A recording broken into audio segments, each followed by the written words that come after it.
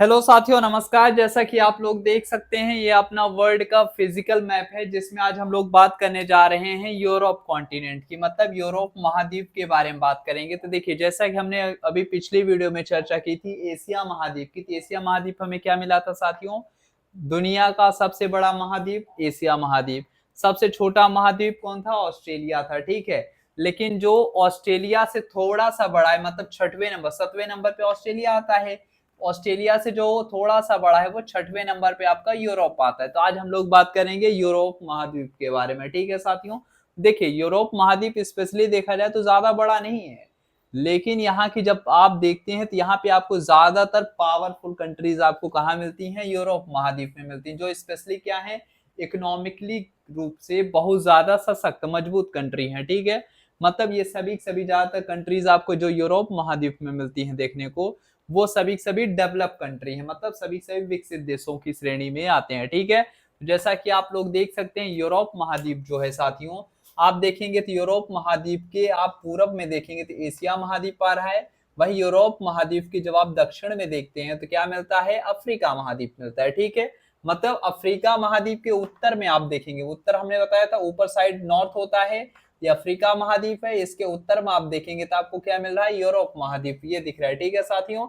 और वहीं जब आप एशिया महाद्वीप के, आप है ना, एशिया महाद्वीप हो गया, इस साइड पूरब होता है, इस साइड पश्चिम होता है। तो एशिया महाद्वीप जब आप पश्चिम में आते हैं साथियों, तो एशिया महाद्वीप के पश्चिम में आपको यूरोप देखने को मिल जाता है, ठीक है। देखिए, इसमें दो चीजें हैं, जब आप एशिया को सेंटर मान के देखेंगे तो एशिया से पश्चिम में आपको यूरोप मिलेगा, लेकिन जब आप यूरोप को सेंटर मान के देखते हैं तो फिर आपको क्या दिख रहा है साथियों?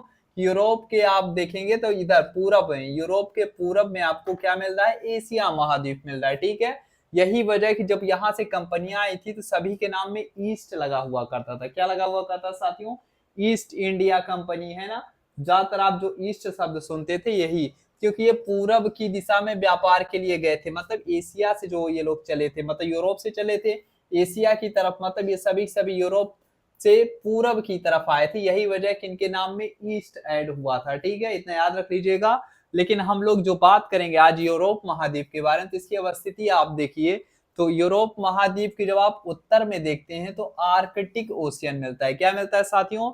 आर्कटिक महासागर यूरोप महाद्वीप के उत्तर में है, ठीक है। और जस्ट आप यूरोप महाद्वीप के अगर पश्चिम में देखेंगे तो नॉर्थ अटलांटिक ओशियन, मतलब अटलांटिक महासागर है।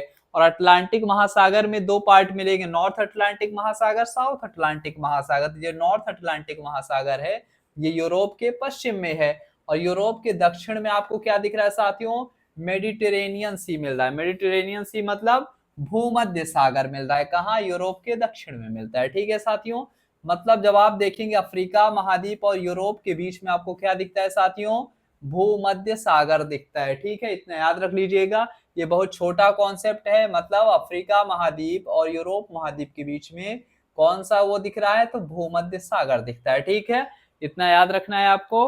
और नेक्स्ट हमने जैसा कि पिछले वीडियो में बताया था, जो अफ्रीका और एशिया को अलग कर रही वो स्वेज नहर थी। कौन थी? स्वेज नहर। और स्वेज नहर क्या करती है?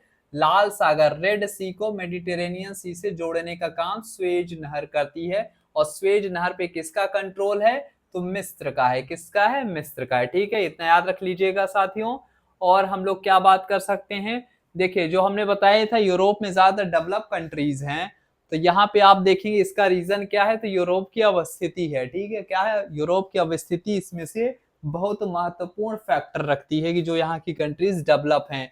क्योंकि आप जब देखेंगे अक्षांशीय आधार पे, तो यहाँ देखिए 35 डिग्री जो उत्तरी अक्षांश है, इसके ऊपर ही आपको क्या दिख रहा है? यूरोप महाद्वीप दिख रहा है, ठीक है।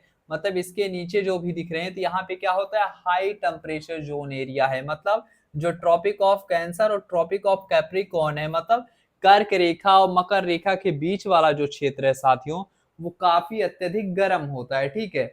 और काफी अत्यधिक गर्म होता है तो यहाँ पे आपको क्या मिलेगा? बारिश मिलेगी, ये बात सही है। ह्यूमिडिटी ज्यादा मिलती है, जब आप ह्यूमिडिटी ज्यादा मिलेगी तो आप पूरे दिन लेजीनेस फील करेंगे, मतलब आपकी वर्क प्रोडक्टिविटी घटेगी। और जब जहाँ पे आर्द्रता ज्यादा होगी तो वहां पे बीमारियां, बहुत सारी चीजें, बहुत सारी फैलने के चांसेस होते हैं। तो यही एक रीजन है, ज्यादातर मतलब रीजन बहुत सारे हैं, लेकिन इसमें से आप कुछ रीजन लोगों को बता सकते हैं। ठीक है साथियों, तो मिलते हैं अपने नेक्स्ट वीडियो में, तब तक के लिए बाय बाय। उम्मीद करते हैं यूरोप महाद्वीप के बारे में आप लोगों को कुछ सीखने को मिला होगा, और अपने नेक्स्ट वीडियो में हम लोग बात करेंगे अगले महाद्वीप के। तब तक के लिए बाय बाय। अगर वीडियो अच्छी लगी तो इसे ज्यादा से ज्यादा शेयर करिएगा दोस्तों।